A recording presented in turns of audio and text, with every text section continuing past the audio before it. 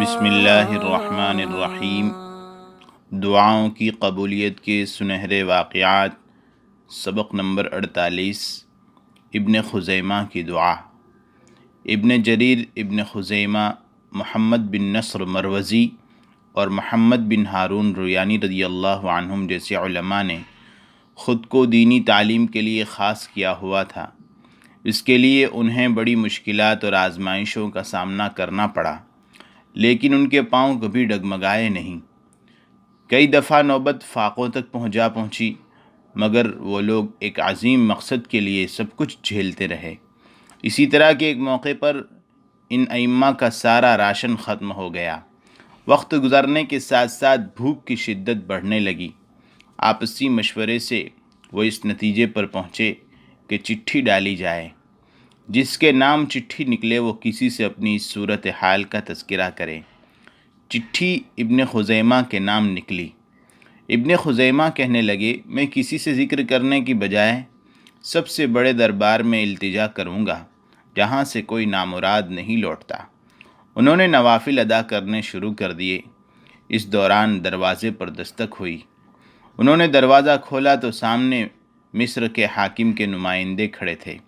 وہ پوچھنے لگے کہ محمد بن نصر کون ہیں؟ انہوں نے بتایا کہ یہ محمد بن نصر ہیں۔ انہوں نے ایک تھیلی نکالی، اس میں 50 درہم تھے، وہ ان کے حوالے کی۔ پھر پوچھا محمد بن جریر کون ہیں؟ 50 درہم ان کو بھی دیے۔ ان لوگوں نے حیرانی سے پوچھا، امیر کو ہمارے بارے میں کیسے پتہ چلا؟ مصر کے حاکم کے نمائندوں نے بتایا کہ گزشتہ دن وہ آرام کر رہے تھے کہ انہیں خواب میں بتایا گیا کہ فلاں جگہ پر ہمارے کچھ بندے بھوکے ہیں، ان کے کھانے کا انتظام کرو۔ انہوں نے یہ درہم بھیجے ہیں اور وہ آپ لوگوں سے قسم لینا چاہتے ہیں کہ جب یہ ختم ہو جائیں تو آپ اپنے کسی نمائندے کو ان کے پاس بھیج دیں۔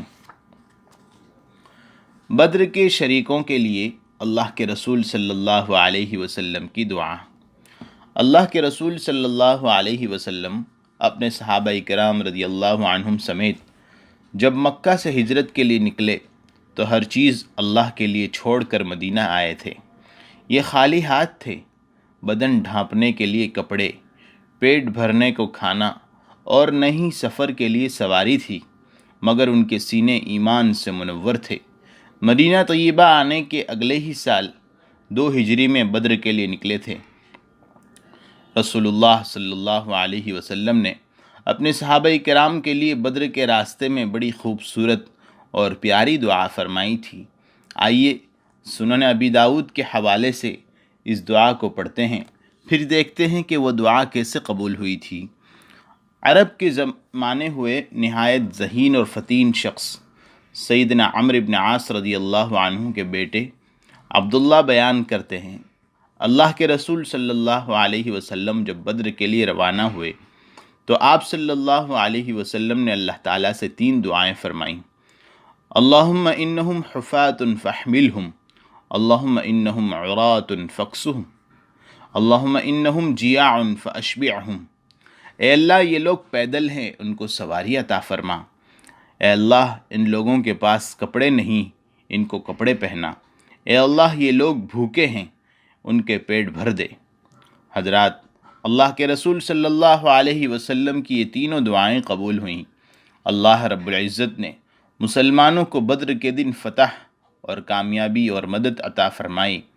مسلمان بدر سے مدینہ طیبہ اس حالت میں واپس لوٹے کہ ہر ایک اپنے ساتھ 1 یا 2 اونٹ لیے ہوئے تھا۔